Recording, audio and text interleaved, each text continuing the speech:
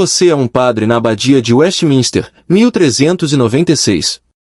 Sua respiração forma névoa no ar outonal enquanto segura seu livro de orações, observando os servos prepararem o que os cortesãos sussurram ser o casamento real mais inusitado que a Inglaterra já testemunhou.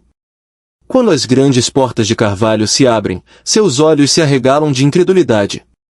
O rei Ricardo II, de 29 anos, alto e régio, caminha ao lado do que parece ser uma criança. Ela mal alcança seu cotovelo, sua pequena mão completamente engolida pela palma enluvada dele. Esta é Isabela de Valois, 6 anos de idade e prestes a se tornar rainha da Inglaterra. Você já abençoou muitos casamentos, mas nunca viu tal agitação. Esta pequena princesa em seu elaborado vestido francês, cabelos escuros trançados com pérolas pesadas demais para sua pequena cabeça, está selando a paz entre dois reinos em guerra há 60 anos.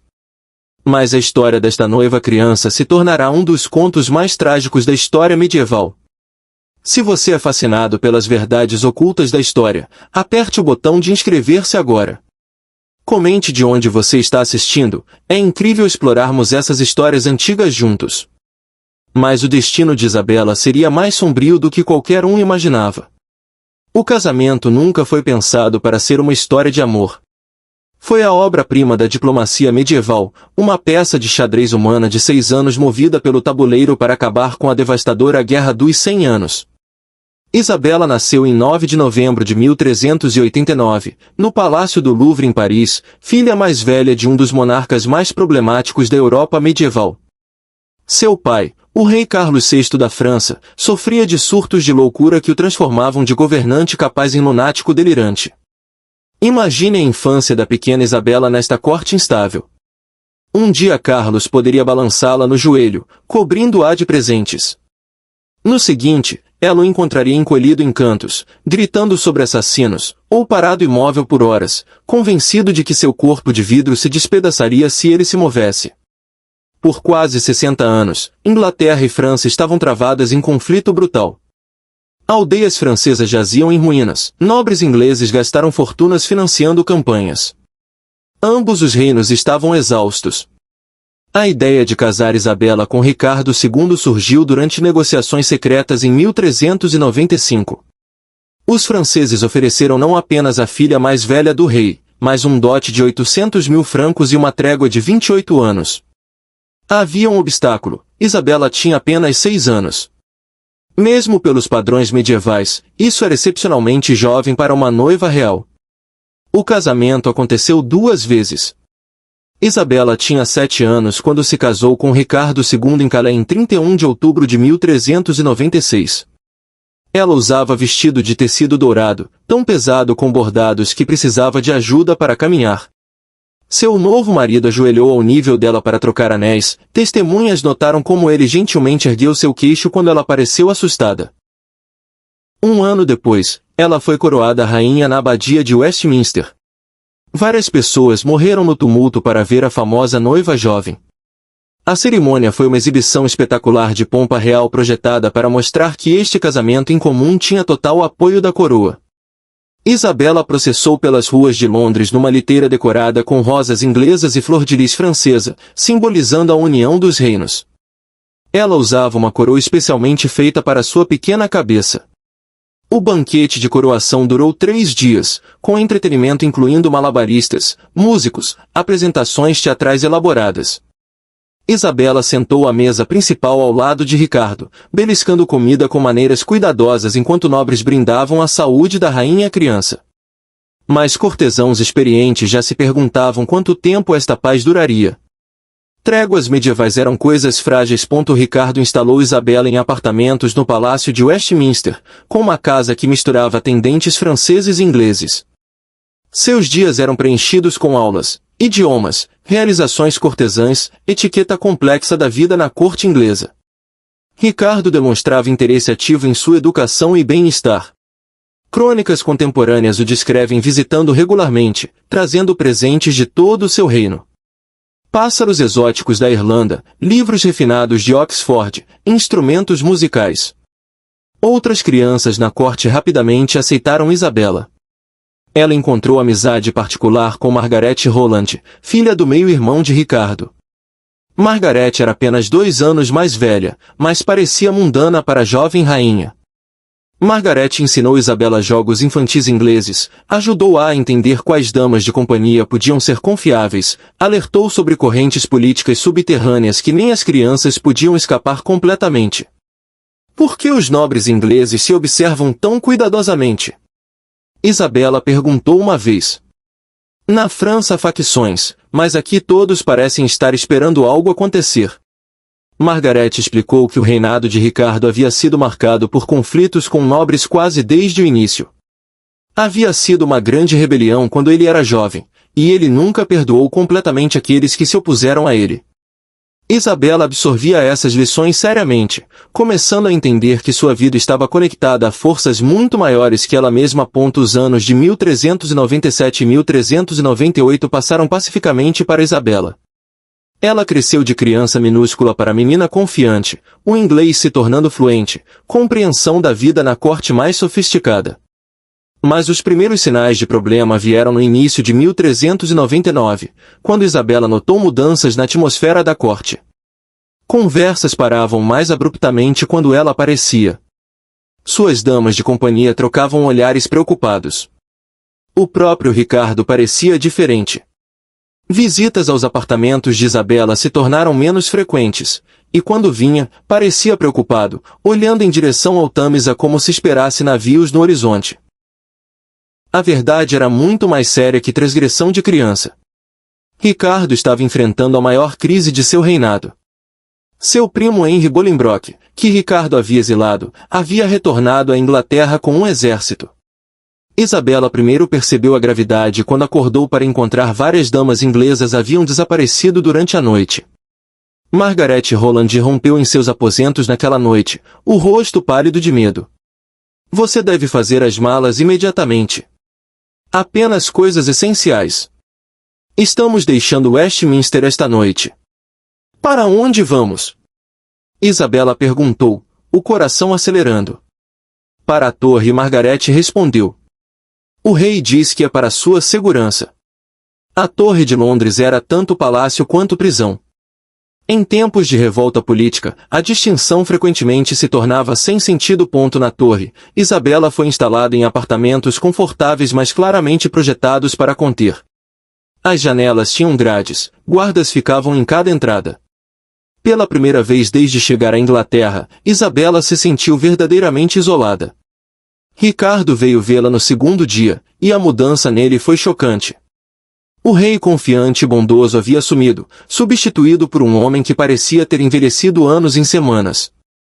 Minha querida criança, ele disse, ajoelhando-se diante de sua cadeira. Temo que nossas circunstâncias se tornaram difíceis. Finalmente, numa manhã cinzenta de outubro, Isabela ouviu o som que havia temido, passos pesados de homens armados se aproximando. Quando as portas se abriram, ela viu não guardas familiares, mas homens novos usando a libré da rosa vermelha de Henry Bolingbroke. O homem que entrou era alto, imponente, com um porte de soldado e olhos calculistas de político. Este era Henry em pessoa, agora Henrique IV da Inglaterra. Sua graça, ele disse formalmente. Lamento que as circunstâncias tenham tornado necessário discutir seu futuro sob tais condições. O que aconteceu com o rei? Isabela perguntou, referindo-se a Ricardo. Ricardo de Bordeaux não é mais rei, Henry respondeu. Ele abdicou em favor de minha reivindicação. Palavra começou a se filtrar sobre o destino de Ricardo. Primeiro rumores de que havia morrido em cativeiro no castelo de Pontefract. Então sussurros de que sua morte não havia sido natural. No início de 1400, Isabela recebeu um ultimato do governo de Henry. Ela seria autorizada a retornar à França, mas apenas se reconhecesse formalmente Henry como rei legítimo da Inglaterra. A jornada de volta à França no verão de 1401 foi agridoce. Isabela estava deixando a única casa que conhecera por 5 anos, abandonando apartamentos onde havia aprendido poesia inglesa, jardins onde havia brincado com Margaret Roland. A menina que deixará Paris aos 6 estava retornando como uma jovem de 11, moldada por experiências que nenhum de seus parentes franceses podia entender completamente.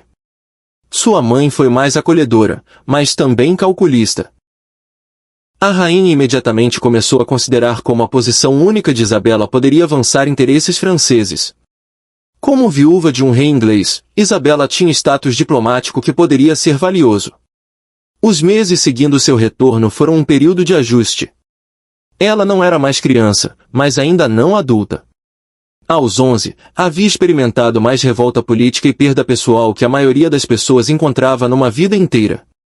Seu status como ex-rainha da Inglaterra tornava uma perspectiva de casamento atrativa, mas também complicava possíveis arranjos. Isabela havia desenvolvido opiniões fortes sobre casamento baseadas em suas experiências com Ricardo. Isabela escolheu o poder para seu novo casamento, Carlos, Duque de Orleans, seu primo e um dos nobres mais poderosos da França. Aos 14, Isabela não era mais criança, e sentimentos se agitando dentro dela eram os de uma jovem descobrindo desejos. Carlos era bonito, culto, inteligente, mas mais importante, ele parecia vê-la como indivíduo. Quero que entenda, ele disse durante conversa privada, que não estou buscando casar com a ex-rainha da Inglaterra. Estou buscando casar com Isabela de Valois, a jovem notável que sobreviveu às cortes de 2 reinos. O casamento em junho de 1406 foi um espetáculo grandioso. Isabela, agora 16, usava vestido de seda azul profundo bordado com flor de lis dourada. Os primeiros anos do casamento de Isabela com Carlos foram entre os mais felizes de sua vida. Carlos provou ser não apenas marido devotado, mas companheiro intelectual. Sua corte se tornou centro de refinamento cultural. Isabela se jogou no novo papel com entusiasmo. Ela patrocinou trovadores, encomendou manuscritos, estabeleceu scriptoriums, manteve correspondência com estudiosos por toda a Europa. O primeiro filho do casal, uma filha chamada Joana, nasceu em 1407. Isabela abordou a maternidade com a mesma intensidade que trazia a tudo mais. Mas mesmo quando Isabela desfrutava de felicidade doméstica, o mundo maior continuava a se intrometer. A neutralidade confortável se despedaçou em novembro de 1407, quando Lewis de Orleans, pai de Carlos, foi assassinado pelos agentes do Duque da Borgonha. O assassinato transformou a vida de Isabela da noite para o dia. Carlos herdou títulos e responsabilidades, mas agora era homem marcado. Isabela se encontrou empurrada para um mundo de guarda-costas e vigilância constante. A guerra civil teve um pedágio devastador na França. Regiões inteiras foram devastadas por exércitos competindo. Isabela usou sua posição para fornecer alívio onde podia, estabelecendo fundações de caridade. O nascimento do terceiro filho de Isabela, uma filha chamada Margarida em 1409, foi tanto alegria quanto fonte de ansiedade.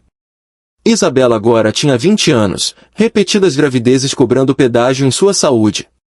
Complicações durante o nascimento de Margarida quase custaram a vida de Isabela. A recuperação foi lenta e incompleta.